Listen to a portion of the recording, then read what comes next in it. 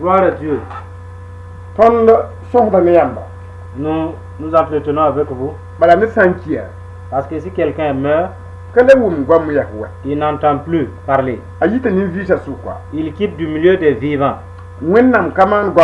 Dieu n'a pas créé ses paroles et qu'elles soient bénéfiques avec les morts. C'est pour tous ceux qui sont vivants. Ainsi écoutez. Le thème que nous voulons partager avec vous s'intitule La connaissance de Jésus est impérative. Connaître Jésus, c'est une chose obligatoire. Si vous ne vous efforcez pas pour le connaître, ce ne serait pas bien pour vous. Vous allez en comprendre. Je vais lire dans Jean chapitre 10 verset 25. Jésus leur répondit, je vous l'ai dit, et vous ne croyez pas. Les œuvres que je fais au nom de mon Père rendent témoignage de moi. Mais vous ne croyez pas. Parce que vous n'êtes pas de mes brebis. Mes brebis entendent ma voix. Je les connais. Et elles me suivent. Je leur donne la vie éternelle. Et elles ne périront jamais. Et personne ne les ravira de ma main. Mon Père qui me les a donnés est plus grand que tous. Et personne ne peut les ravir de la main de mon Père. Moi et le Père, nous sommes un. Voici l'importance de connaître Jésus. Jésus à un certain moment a été entouré par une foule et il leur dit, vous tous qui êtes là, je vous dis la vérité. En regardant, en analysant votre écoute, vous ne recevez pas la vérité. Et les œuvres dont je exécute, c'est au nom du Dieu de vérité. Et il témoigne de lui-même. Malgré tout ça, vous ne recevez pas ces paroles. Je vois encore que si quelqu'un arrivait à être récalcitrant, cela prouve simplement qu'il n'est pas du ciel. Il n'est pas de Dieu. Il est du diable. Raison pour laquelle c'est obligé pour que tu ne sois pas quelqu'un du diable ou que tu sois de l'enfer, reçois Jésus. Jésus l'a dit clairement.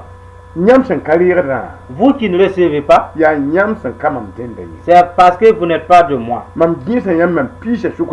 Jésus a cherché parmi mes brebis sans vous trouver. C'est parce que vous n'êtes pas à l'église. Du fait que vous ne croyez pas, cela prouve que je ne vous vois pas parmi mes brebis. Parce que mes brebis, primo, elles m'entendent. Je les connais. Et elles me suivent. Mes brebis, leur caractère, leur démarche, c'est ainsi. Elles me connaissent, moi Jésus, que je ne mens pas. Elles persévèrent pour ne pas mentir aussi, pour m'imiter. Elles savent que je suis patient, ils persévèrent en m'imitant pour être patient aussi, en toutes choses. Elles savent que je suis intègre et mes brebis m'imitent pour être intègre aussi. Mes brebis me connaissent et je les connais aussi. Elles me suivent. Si elle est dans ma parole, même si elle est couchée, je dis qu'elle marche avec moi. Si la brebis est dans ma parole, même si elle est assise, je dis, tu me suis. C'est dans vos propos qu'elle marche avec Dieu. Le fait de croire aux paroles de Jésus, en l'obéissant, c'est là votre marche avec lui. Ce ne sont pas vos deux pieds qui se déplacent pour aller à l'église sans pour autant l'obéir, qui prouve que vous le croyez. C'est le fait que tu acceptes, même si tu es dans ta maison. Jésus dit, tu marches avec moi, tu me suis. Vous voyez? Jésus dit que tous ceux qui marchent après lui, ce sont ceux-là qui acceptent sa parole. Et il leur promet la vie éternelle. Parce que la vie dont ces brebis disposent déjà, elle est éphémère. C'est comme une bougie allumée simplement. Elle n'a pas une durée de quelques années simplement. Maintenant, toi tu vas utiliser ton temps éphémère pour écouter sa parole et avoir une confiance entière en sa parole, pour croire en ce qu'il dit et obéir à ses propos. Il est dit clairement, il prend cette vie de courte durée,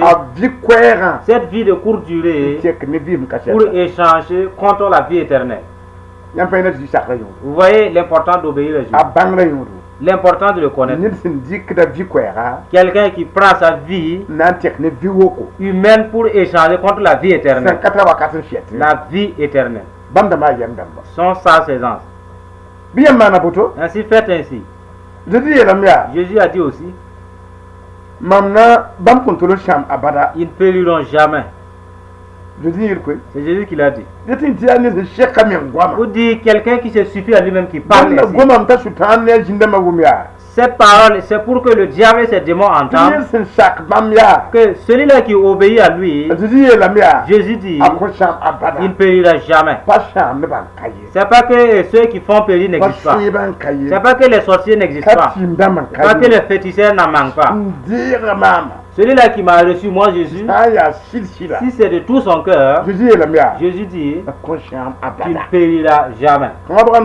Cette promesse est très douce, mais difficile à toi de l'accomplir. Toi qui es femme qui m'écoute, l'accomplissement dépend de toi. Toi qui es homme qui est en train d'écouter. Jésus nous charge de te dire, si tu marches avec intégrité de cœur, sans mêler au mensonge, Jésus dit, tu ne périras jamais. Il continue avec ses propos en disant, je le dis parce que personne ne peut ravir quelque chose de ma main. Jésus a dit, il y a des gens qui sont des ravisseurs pour les ravir au diable et de ses démons. Mais ces gens, ils capturent ceux qui ne se confient pas en Dieu de tout cœur. C'est ceux qui sont venus s'intégrer à l'église à cause de l'argent. Ceux qui sont venus avec un but d'avoir une femme simplement. Ceux qui sont venus à l'église simplement pour avoir des enfants. Et de même ceux qui sont venus pour simplement avoir leur intelligence. Ce sont eux que d'autres peuvent capturer et les donner au diable. Quant à ceux-là qui sont venus pour honorer Jésus avec intégrité de cœur, ayant reçu les propos de Jésus, Jésus dit, personne ne peut te ravir de ma main. Même s'il essaie, ils vont le trouver ainsi. Personne ne peut te ravir de ma main. Pour dire Et si vous êtes dans la main de Jésus, cette promesse s'accomplit. Mais si vous n'êtes pas dans sa main, cette promesse ne s'accomplit pas. Parce que vous êtes dans le vide.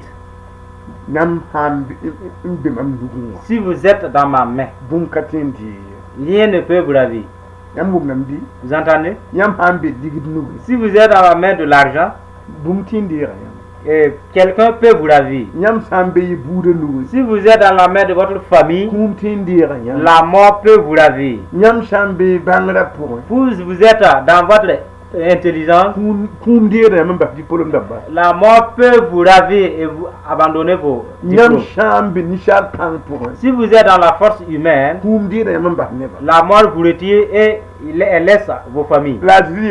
Mais Jésus dit, si c'est dans ma main que l'homme ou la femme se trouve, je le déclare que rien, j'ai cherché, je n'ai vu personne qui puisse ravir quelqu'un qui est avec moi Jésus, qui obéit à mes propos, qui a une confiance à ma parole. Je ne vois pas cette personne qui peut le ravir. Pour dire que ta victoire dépend du fait que tu restes en Jésus. Maintenant, si tu n'es pas dans les paroles de Jésus, et Jésus te dit, sois intègre, et tu es infidèle, parle d'une manière droite, et toi tu mens, est-ce que réellement tu serais vainqueur?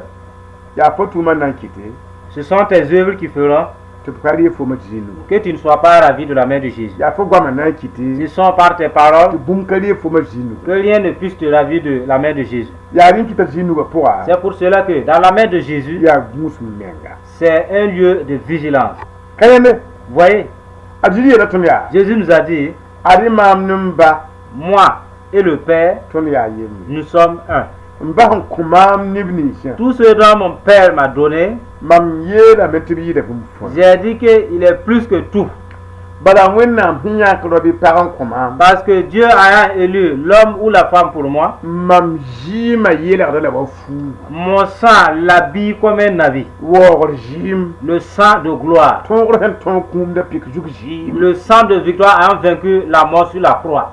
Si ce sang te recouvre, mais je déclare parmi les gens, il est plus que tout.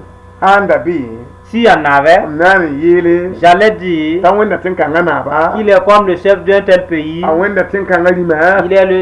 il est comme le roi d'un tel pays, mais il n'y en a pas. Il n'y en a pas. Un grand honneur.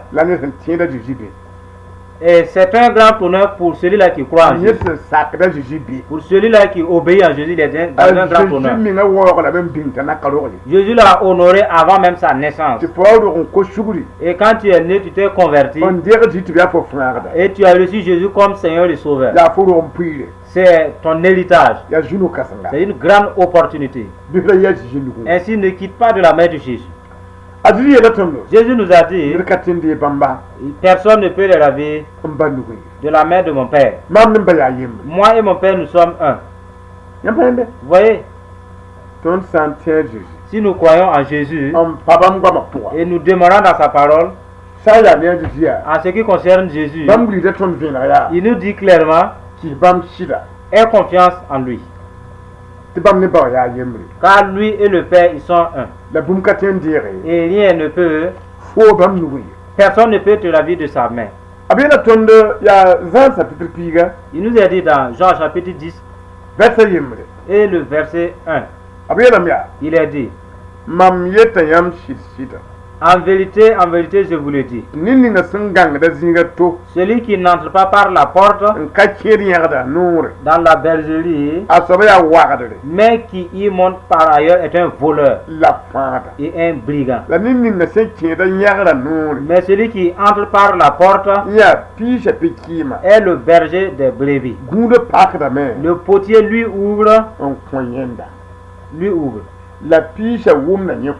Et les brebis entendent sa voix. Il appelle par leur nom les brebis. qui lui appartiennent et il les conduit dehors. Lorsqu'il a fait sortir toutes ses propres brebis, il marche devant elles. Et les brebis le suivent. Parce qu'elles connaissent sa voix. Elles ne suivront point un étranger. Mais elles fuiront loin de lui. Parce que elles ne connaissent pas la voix des étrangers. Jésus voulait que vous sachiez que vous qui êtes censés connaître sa parole, c'est parce qu'il y a des voix des étrangers. Et si vous ne discernez pas les voix de Jésus, ce sont les étrangers qui vont vous égarer. Qui est l'étranger? Ce n'est pas celui-là qui connaissait Jésus. Et vous avez une entière confiance en lui. Il allait vous conduire au ciel. Et brusquement il s'est tordu et abandonné les paroles de Jésus. Vivant dans l'infidélité, dans le mensonge. Et c'est ainsi qu'il ne va pas parvenir au ciel. Jésus dit, ce sont de ceux-là les voleurs. C'est eux qui sont passés par le mur. Voilà pourquoi il n'est plus fidèle. Par la porte, c'est par la vérité que vous pouvez passer. Et Jésus dit, ce sont des brigands. Du fait qu'ils ont escaladé, voici leur brigantisme. Toi qui commets l'adultère. Et les démons d'adultère qui vous suivent. Vous n'êtes pas une possession de Dieu. Le démon de l'adultère devient votre maître. L'esprit de vol qui vous suit. Vous n'êtes plus propriété de Dieu. C'est l'esprit de vol qui devient votre maître. L'esprit de mensonge qui marche derrière vous. L'esprit de colère sur vous. Vous n'êtes plus une propriété de Dieu. Ce sont les esprits de mensonge qui vous possèdent maintenant. Et de la colère aussi. En ce qui les concerne, ces caractères ne les préoccupent pas. Prélevez simplement les dîmes. Envoyez seulement les offrandes. Et Jésus dit, voici leur caractère. Vous qui êtes esclaves du péché ne les préoccupez pas. Ils sont des brigands. Ils vous pillent. Ils sont des voleurs. Nous devons savoir et discerner les paroles de Jésus. La révélation est ainsi. Si le pasteur ne peut pas résoudre vos affaires devant Dieu, pour que votre démon d'adultère parte, que votre démon d'infidélité vous quitte, la parole dit, c'est un étranger. C'est un étranger, ce sont des voix étrangères. L'étranger, c'est un démon qui va passer par le serviteur pour parler. Ce n'est pas le Saint-Esprit. Le Saint-Esprit est citoyen du royaume des cieux. Maintenant, l'étranger, c'est l'esprit du diable. Il va utiliser des hommes et des femmes pour mentir. Ce sont eux les étrangers. Vous voyez? Ce sont des hommes et des femmes qui se sont donnés. Et les esprits du diable les utilisent pour tromper, leurrer des gens. Ce sont eux les étrangers. Mais Jésus a dit, mes brebis entendent ma voix. Mes brebis, elles me connaissent. Et je les appelle chacun par son nom. Et en les faisant sortir, je marche devant elles. Elle ne marche pas devant quelqu'un d'autre. Et mes brebis me suivent. Parce qu'elles connaissent ma voix. Maintenant, si vous ne savez pas, vous allez vouloir aller ailleurs. Là où l'Esprit de Jésus ne va pas vous y accompagner. En ce moment, vous ne marchez pas sur le chemin de Jésus. Et alors l'Esprit de Jésus ne va pas vous accompagner là où vous voulez aller. Parce que là où vous partez n'est pas bénéfique pour vous. Vous devrez obéir à la parole de Dieu. Connaître Jésus, c'est impératif. Sinon, vous allez partir avec les étrangers et vous égarer. L'indigène peut devenir étranger. Si toutefois il abandonne l'esprit de Jésus pour posséder, pour épouser l'esprit de Jésus, de Satan. Il était indigène, mais il devient étranger par la suite. Et le don de l'esprit peut changer. Et il devient étranger. Ayant le don de l'esprit mauvais pour leurrer les gens. Si toutefois vous n'êtes pas vigilant, soyez sages donc. Nous allons nous arrêter là. Priez pour vous. Afin que Dieu vous aide. Et si vous marchez après les étrangers, répentez-vous et obéissez à Jésus. Et Jésus va vous aider. Dieu de vérité, les gens t'ont écouté. Nous allons te supplier, bénis leur audition, aide-les afin qu'ils reconnaissent ta voix, tes paroles te suivent pour la gloire de ton nom, afin que cette promesse s'accomplisse sur eux. Te disons merci, ce que tu les as révélé, au nom de Jésus. Amen.